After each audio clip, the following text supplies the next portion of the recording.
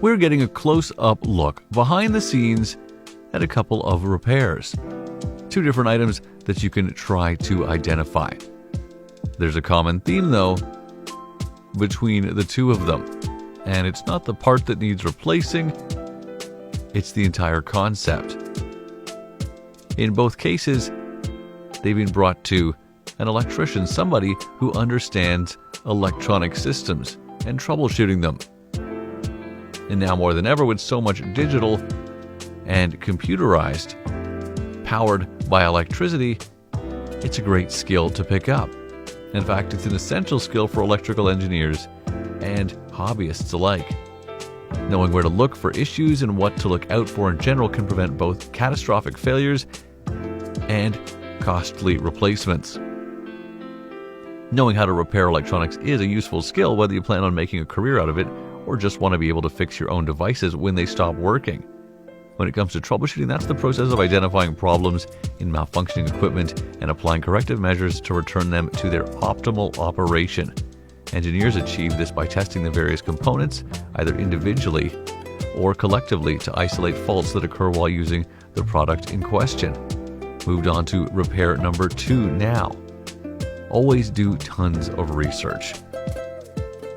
Make sure you're using manufacturer-recommended parts, and of course, try to keep it fun.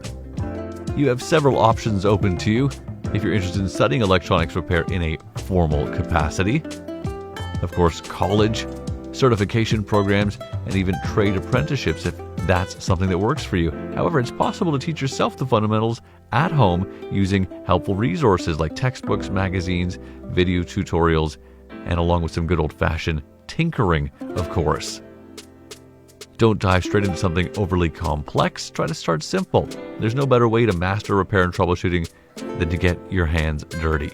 Gather up any old, unused electronics you have lying around, and to start, just practice taking them apart and putting them back together while unplugged, so it's safe. This will give you a chance to examine their inner workings, make sense of the complicated relationships that exist between them, and start to get an idea for what's involved in dismantling relatively modern electrical equipment and what to look at. What are the common components in the systems? As your knowledge grows, you can play around with modifying, upgrading, and switching out components, which will serve as a valuable intro to building your own electronics from scratch. Just think of that, you building something yourself. It could be if you take that keen interest, and then you might even be able to end up fixing the two things we saw here, a UPS and a DVD. And if you can, think of figuring out how things function as solving a puzzle. The best electronics specialists tend to be people who excel at problem solving.